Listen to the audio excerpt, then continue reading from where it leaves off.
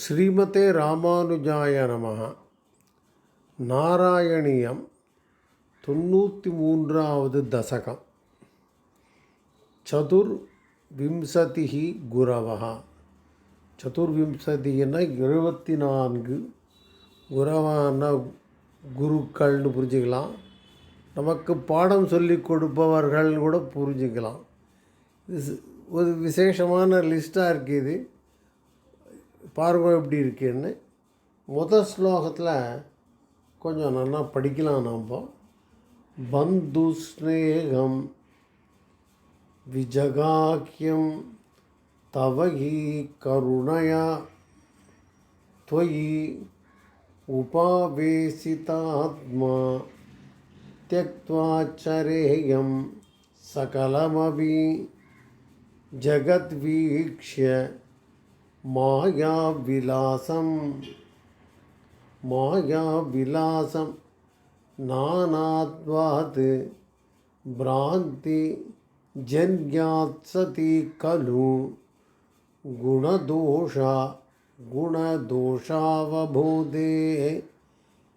विविर्धा व्यासेदो वा कथं तौ त्वयि निहितमते वीर्तवैषम्यबुद्धेः त्वयि निहितमते वीर्तवैषम्यबुद्धेः. நம்ம வரணும் அர்த்தம் பார்த்துக்கலாம் ஸ்ட்ரைடாக. இது எப்படி இருக்குது? உனது கருணையினால் மட்டும் உறவினர்களிடத்தில் உள்ள பாசத்தை நான் விட வேண்டும். பந்து ஸ்நேகம்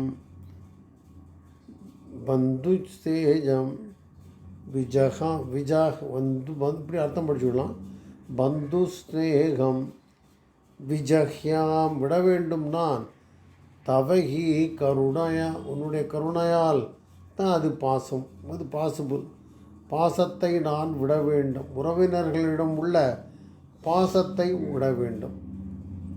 மேற்கொண்டு சொல்கிறார், இவ்வுலகம் மாயை என்று உணர்ந்து எல்லாவற்றையும் விலக்கி உன்னிடத்திலேயே மனதை நிலைநிறுத்த வேண்டும். அது 2வது லைனில் எழுதியிருக்கார். இது மாதிரி ஒரு செகண்ட் இருக்கும், கரெக்டாக படிச்சிருக்கேன். முதல்ல என்ன எழுதியிருக்க? त्वयि உபாவேசிதாத்மா உன்னிடத்தில் மட்டும் மனதை வைக்க வேண்டும் நான். இந்த உலகமெல்லாம் மாயை என்று தெரிந்து கொண்டு அப்படியே படிச்சுட்டே போயிடலாம். தவறான புரிதலினால் பேதங்கள் ஏற்படுகிறது. நானாவாது பிராந்தி அப்படின்னு சொல்கிற ஒன்று. நானாவாதம் விதவிதமான வார்த்தைகள், பொய்யான வார்த்தைகள். அதனால் நமக்கு இது மாதிரி பேதங்கள் ஏற்படுகிறது. நல்லவை கெட்டவை ஞானத்தால் விதி அல்லது விதிவிலக்கு தோன்றுகிறது. ஒரு இடத்துல அவர் சொல்வார், குணதோஷாவபோதே அப்படின்னா என்ன? நல்லது கெட்டது என்கிற அறிவினால்னு அர்த்தம். அது குணதோஷாவபோதே இவைகளினால் என்ற அறிவினால் விதி அல்லது விதிவிலக்கு விவிர்தா வியாசேதோவா அப்படின்னு நமக்கு தெரியுது. அது இது விதியில் இருக்குது, இது விதிவிலக்கு என்று தெரிகிறது. இதான் கடைசி முக்கியமான லைன். தங்களிடத்தில் மனதை நிலை நிறுத்தியவனுக்கு அப்படின்னு போட்டிருக்கார். அதுக்கு தொயி வீர்த்த வைஷம்ய புத்தேகே அப்படின்னு நாம் புரிஞ்சுக்கலாம். உன்னிடத்தில் மனதை நிலைநிறுத்தியவனுக்கு விதிவிலக்கு என்கிற வேறுபாடு எவ்வாறு தோன்றும்? அவனுக்கு ஒன்றைத்தான் தெரியும், வேறு எந்த நாளும் நல்லது கெட்டதெல்லாம் தெரியாது. அவனுக்கு எப்படி இது விதியின்படி நடக்கிறது, அதாவது ரூல்ஸ் பிரகாரம் நடக்கிறது, இது ரூல்ஸ் பிரகாரம் நடக்கலை அப்படின்லாம் அவனுக்கு தெரியாதுன்னு இந்த ஸ்லோகத்தை முடிக்கிறார். இனிமேல் வர ஸ்லோகங்கள்லாம் உங்களுக்கு இன்ட்ரெஸ்டிங்காக இருக்கும் பாருங்க. நான் ஸ்லோகத்தை படிக்க போகிறதில்ல. இவ்வுலகில் பசி தாகம் இவற்றை தீர்த்து கொள்ள மட்டுமே பல பிராணிகள் வாழ்கின்றன. Statement okay. பகுத்தறிவுள்ள மனிதன் அவைகளை விட உயர்ந்தவனாகின்றான். மனித பிறப்பு உண்மையில் அரிது. மனிதன் தனக்குத்தானே நண்பனாகவும் பகைவனாகவும் இருக்கிறான். நாமளே தான் நமக்கு ஃப்ரெண்டு, நாமளே தான் நமக்கு விரோதிங்கிறத ரொம்ப சுலபமாக சொல்லிட்டேன். ஸோ மனிதன் தனக்குத்தானே நண்பனாகவும் பகைவனாகவும் இருக்கின்றான் அப்படின்னு சொல்லிகிட்டே போகிறேன். இருக்கின்றான். இப்போ என்னாச்சுன்னு கேட்டால, இப்போ ஒவ்வொரு டீச்சராக வரும். என்ன டீச்சர் பார்ப்போம். உன்னிடத்தில் பக்தி கொண்டு தனது துன்பத்தை போக்கிக் கொள்ளும். உன்னிடத்தில் பக்தி கொண்டு தன்னுடைய துன்பத்தை போக்கிக் கொள்ளும் வழியை அறிபவன் தனக்குத்தானே நண்பனாகவும், அவ்வாறு இல்லாதவன் தனக்குத்தானே பகைவனாகவும் ஆறுகின்றான். உன்னிடம் பக்தி கொண்டு தன்னுடைய துயரங்களை போக்க வல்லவன் தனக்குத்தானே நண்பன். இது மாதிரி உன்னிடம் பக்தி கொள்ளாது வருந்துகிறவன் தனக்குத்தானே பகைவன் அப்படிங்கிறத சொல்லாமல் சொல்லிட்டான். கரெக்ட். இது ஒரு லெசன் நமக்கு. இப்போ எப்படி இருக்குன்னு பார்க்கணும். பரமனே, உன்னுடைய அருள் கிடைத்தால் உலகில் உள்ள எதுதான் குருவாக ஆக முடியாது. குருங்கிறது யார்? யாரிடமிருந்து நாம் எதையோ கற்றுக்கொள்கிறோமோ, ஏதோ ஒரு பாடத்தை கற்றுக்கொள்கிறோமோ அவன்தான், அதுதான் குரு. ஏதோ ஒவ்வொரு குருவாக சொல்ல போகிறேன். அனைத்தையும் தாங்கி நிற்கும் இந்த பூமி பொறுமையாக இருக்கிறது. அந்த பொறுமையை நான் பூமாதேவியிலிருந்து கற்றுக்கொள்ள வேண்டும். ஃபஸ்ட்டு குரு பூமாதேவி. அவளிடமிருந்து நான் பொறுமையை கற்றுக்கொள்ள வேண்டும் என்று சொல்கிறார். ஈசனே, வாயு பகவானுக்கு அனைத்து பொருள்களுடன் தொடர்பு இருந்தாலும், தொடர்பு ஏற்பட்டாலும் அது பற்றற்று விளங்குகிறது. பற்றற்று விளங்குகிறார். வாயு பகவான் எல்லாரோடையும் தொடர்பில் இருக்கார், ஆனால் பற்றற்று விளங்குகிறார். அவரிடமிருந்து பற்றற்ற தன்மையை கற்க வேண்டும். அர்த்தமானது, பூமியிலிருந்து பொறுமை, வாயிடமிருந்து பற்றற்ற தன்மை. எங்கும் பரவியிருந்தும் பாதிக்கப்படாமல் இருக்கும் ஆத்மாவை பற்றிய தன்மையை ஆகாயம் என்கிற குருவிடமிருந்து கற்க வேண்டும். எதிலும் பாதிக்கப்படாமல் இருக்கிறது ஆகாசம். எல்லார்டையும் தொடர்பு இருந்தும் அதே மாதிரி தான் ஆத்மாவும் அப்படிங்கிறத நான் புரிந்து கொள்ள வேண்டும். நான் அதிகம் பேச போகிறதில்ல. பூமியை பற்றி சொன்னார், வாயுவை பற்றி சொன்னார், இப்போ ஆகாசத்தை பற்றி சொன்னார். இப்போ அப்படியே பார்த்துட்டே போகலாம். தண்ணீரை போல் தெளிவாகவும் தூய்மையாகவும் இனிமையாகவும் இருக்க வேண்டும். அர்த்தமாக இந்த தண்ணி நமக்கு ஒரு டீச்சர். எப்படி தெளிவாகவும் தூய்மையாகவும் இனிமையாகவும் மற்றவருடைய தாகத்தை தணிப்பதாகவும் இருக்க வேண்டும். இப்போ அக்னியை பற்றி சொல்கிறார். அக்னி எல்லாவற்றையும் ஏற்றுக்கொண்டு களங்கமில்லாமல் இருப்பதை போல, அக்னி எல்லாவற்றையும் ஏற்றுக்கொள்கிறது, ஆனால் களங்கமில்லாமல் இருப்பதைப் போல நானும் இருக்க வேண்டும். நானும் இருக்க வேண்டும். மரங்களில் அக்னி இருப்பதைப் போல, மரத்தில் அக்னி ஒளிஞ்சின்னு இருக்குன்னு சொல்லுவோம் நம்ம, இருப்பதைப் போன்று எல்லா உயிர்களிலும் நான் இருப்பதாக அறிய வேண்டும். ரொம்ப முக்கியமான மெசேஜ் கொடுத்துருக்கார் பாருங்க. எப்படி அக்னி மரத்தில் இருப்பதை போல, மரத்திலலாம் ஒளிஞ்சின்னு இருக்கு, எல்லா எரியக்கூடிய பொருள்களிலும் அக்னி ஒளிந்து கொண்டிருக்கிறது. அதே போல் எல்லா உயிர்களிலும் நான் இருப்பதாக உணர வேண்டும். சந்திரனின் கலைகள் வளர்ந்து தேய்வதைப் போல வளர்ச்சியும் தேய்வும் சரீரத்திற்கே, ஆத்மாவிற்கு இல்லை என்று நான் அறிய வேண்டும். புரியல? இந்த சந்திரன்லேருந்து அதில் வளர்விரை தேய்விரைன்னு சொல்லியிருப்போம். அவன் வளர்வதும் தேர்வதும் உடலுக்குத்தான், ஆத்மாவுக்கு இல்லை என்பதை தெரிந்து கொள்ள வேண்டும். ஒரே சூரியன் தண்ணீரில் வெவ்வேறாக காட்சியளிப்பது போல் தோன்றுவது போல் ஒரே ஆத்மா சரீரங்களில் வேறு வேறாக தோன்றுகிறது என்று உணர வேண்டும். கிளியராக இருக்குது? அப்படியே பார்த்துட்டே போவோம். ஒரு சில பேர்ட்ஸ் எல்லாம் சொல்லுவேன். வேடனால் கொல்லப்பட்ட தன் மனைவியையும் குஞ்சுகளையும் நினைத்து சோகத்தினால் இறந்த மாடப்புறாவைப் போல் நான் ஆகக்கூடாது. அப்புறம் மலைப்பாம்பை பற்றி சொல்கிறார். மலைப்பாம்பை போல் கிடைத்ததை உண்டு பசியை பொறுத்து கொள்ள வேண்டும். மலைப்பாம்பு இரையை தேடி போகாது. வந்துகின்ற இறை வந்தால் பிடித்து உண்டுமே தவிர தன்னுடைய பசியை பொறுத்து கொள்ளும். அது மாதிரி நான் இருக்க வேண்டும். பசியை பொறுத்து கொள்ளுகின்ற அந்த வைராக்கியம் மலைப்பாம்பிடமிருந்து கற்றுக்கொள்ள வேண்டும் என்று சொல்கிறார். கடலை போல் கம்பீரமாக இருக்க வேண்டும்.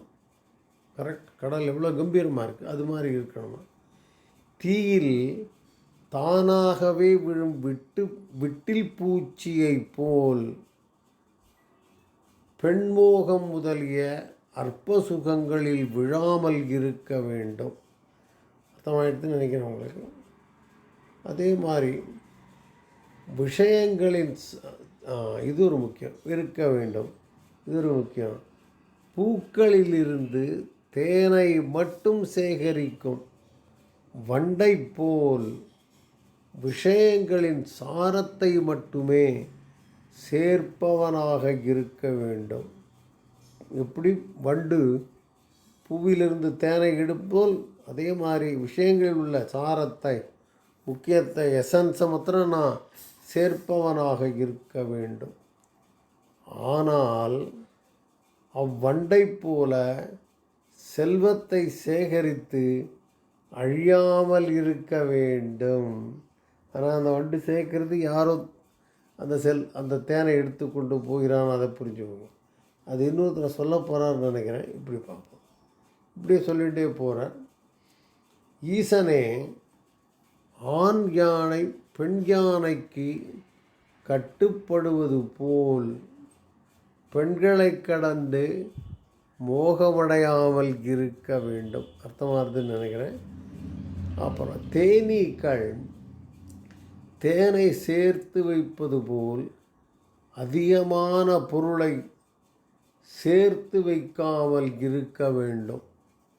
அளவுக்கு மேலே பொருளை சேர்க்கக்கூடாது, பொருள் வேண்டாம்ங்கிற மனப்பக்குவம் வேண்டும். ஏனெனில் தேனீ சேர்த்து வைத்த தேனை தேனெடுப்பவன் கவர்ந்து செல்வது போல் சேமித்து வைத்த அப்பொருளை யாராவது கவர்ந்து செல்வார்கள்.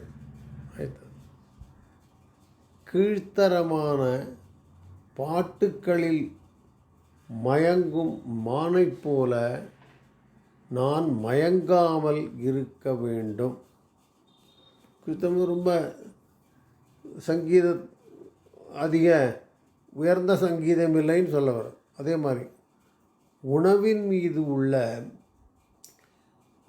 ஆசையால் தூண்டில் அகப்படும் மீனைப் போல் உணவில் அதிகம் நாட்டம் கொள்ளாமல் இருக்க வேண்டும். மீன் உணவுக்கு ஆசைப்பட்டு தான் தூண்டில் விழருது. அது மாதிரி நாமும் உணவு மேலே நமக்கு அதிக நாட்டம் இல்லாமல் இருக்க வேண்டும்.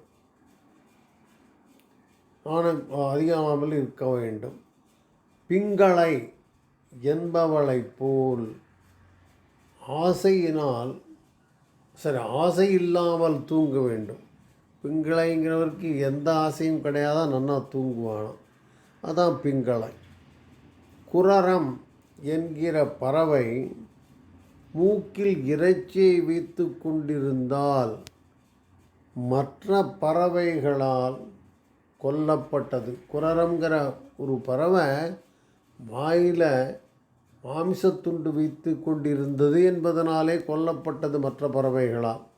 அதைப்போல பொருட்களில் ஆசை வைத்து நாம் துன்பப்படாமல் இருக்க வேண்டும். புரியறதுன்னு நினைக்கிறேன், ஒன்றும் கஷ்டம் இல்லை. இப்படியே சொல்லிகிட்டே போகிறார் பாருங்க. இந்த ஸ்லோகத்தில் என்ன சொல்கிறார்? சிறு குழந்தை மரியாதை மற்றும் அவமதிப்பு உணர்வு இல்லாமல் இருப்பது போல் இருக்க வேண்டும். இது நான் ஃபீல் பண்ணுறது உண்டு. மகான் என்கிற நிலையில் குழந்தைகள் அப்படி தான் இருக்குது. நம்ம படிச்சிருக்கோம், பிரகிருதி மகான், அகங்காரம் மனசுன்னு நம்முடைய தத்துவங்களில் ஒரு வரிசை. அந்த மகான் நிலைமையில இந்த குழந்தை மரியாதை அவமதிப்பு உணர்வு இல்லாமல் இருப்பதைப் போல் இருக்க வேண்டும். கன்னிப்பெண்ணின் கையில் உள்ள ஒற்றை வளையல் போல வீண் பேச்சுக்களின் தொடர்பு இல்லாமல் தனித்தன்மையுடன் இருக்க வேண்டும். உங்கள்கிட்ட விட்டுறேன் என்ன அர்த்தம் இருக்குன்னு. அது வளையல்லேருந்த ஒளி இருக்கே, ஒலியினால் ஏதாவது நமக்கு பிரயோஜனமான செய்தி உண்டோ? கிடையாது. அது மாதிரியாக நான் ஈடுபடாமல் இருக்க வேண்டும். இப்போ ஒன்று எழுதுகிறார். அம்பு தயாரிப்பவன் அரசன்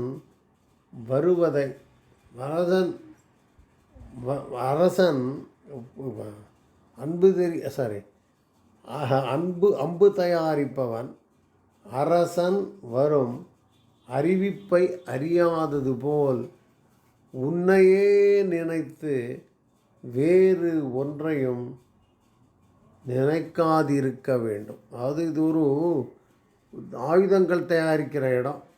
அந்த இடத்துல ஒருத்தர் அம்பு பண்ணின்னு இருக்கார். அவர் மாட்டில் அம்பு பண்ணிகிட்டே தான் இருப்பார். ராஜா வரார் அப்படிங்கிற அறிவிப்பு இருக்கும், அதை கூட அவர் கண்டுக்க மாட்டார், காரியம் செஞ்சுட்டே இருப்பார். அதே மாதிரி நானும் வேறு எந்த விஷயங்களையும் உன்னையே நினைத்து கொண்டிருக்க வேண்டும். அம்பு செய்வதிலே எப்படி குறியாக இருக்கிறாரோ அதே போல் நானும் உன்னுடைய நினைப்பிலேயே இருக்க வேண்டும். ஆனால் இந்த அம்பு அந்த ராஜாவுக்கு தான் பண்ணுறார். ராஜா வராருங்கிற அறிவிப்பை கூட ஒரு காதில் விழலைன்னா அவருடைய உன்னிப்பான வேலையை நாம் கவனித்து கொள்ள வேண்டும். அது மாதிரி நான் இருக்க வேண்டும். அப்படி என்னை வேறு எந்த ஒன்றையும் நினைக்காது இருக்க வேண்டும்.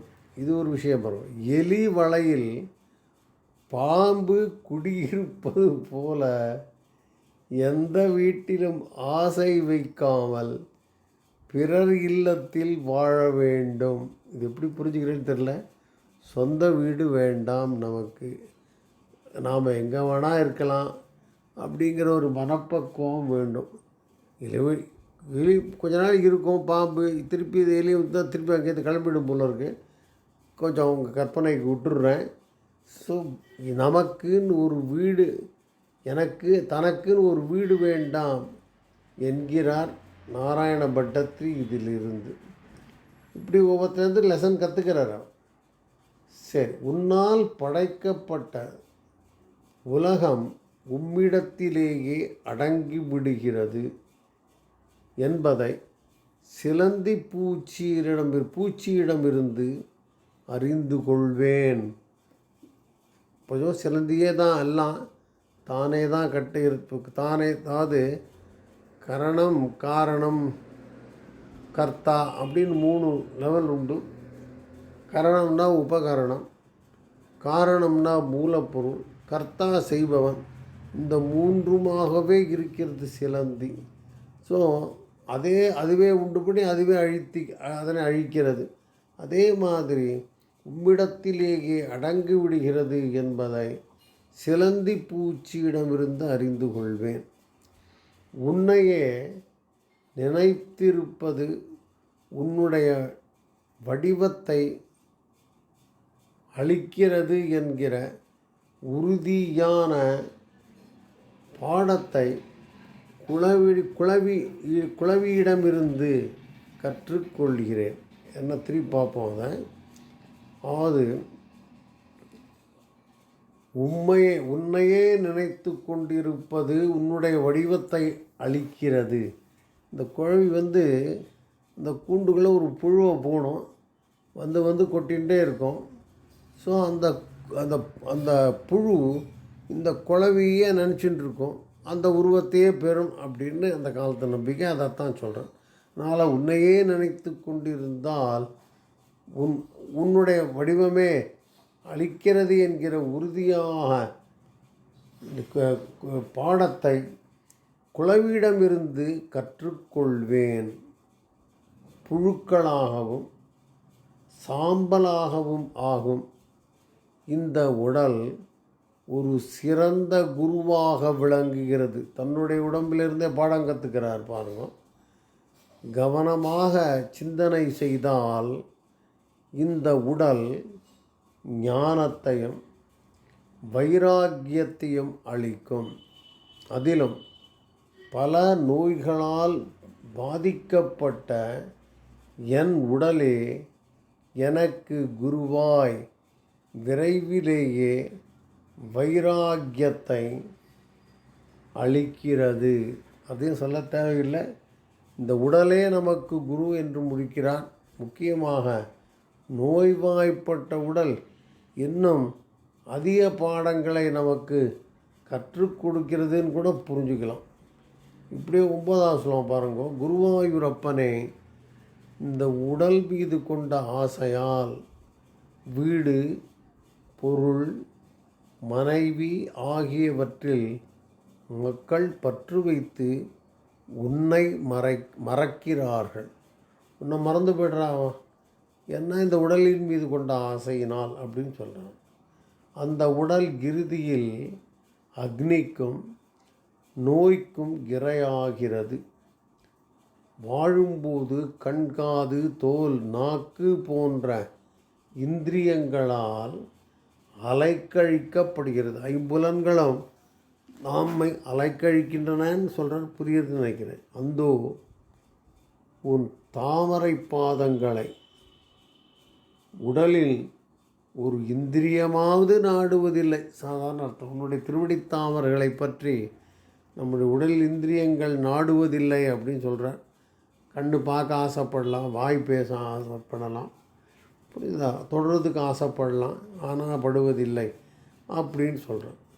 நம்ம கடைசி ஸ்லோகத்துக்கு வந்துட்டோம்னு நினைக்கிறேன்.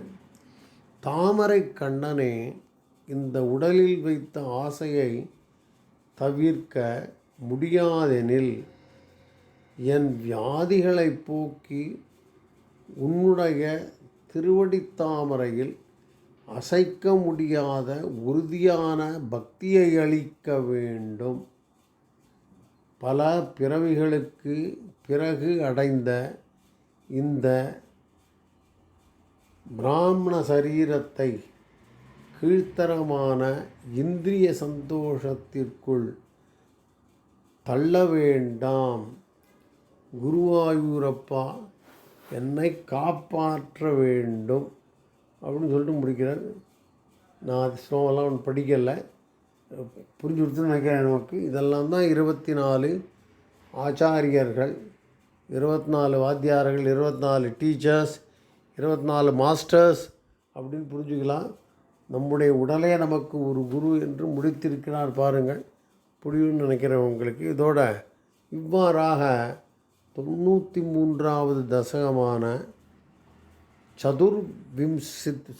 சதுர்விம்சதிஹி குரவஹா என்கிற இந்த தசகத்தை நிறைவு செய்கிறார் நாராயண பட்டத்ரி. ஸ்ரீமதே ராமானுஜாய நமஹ.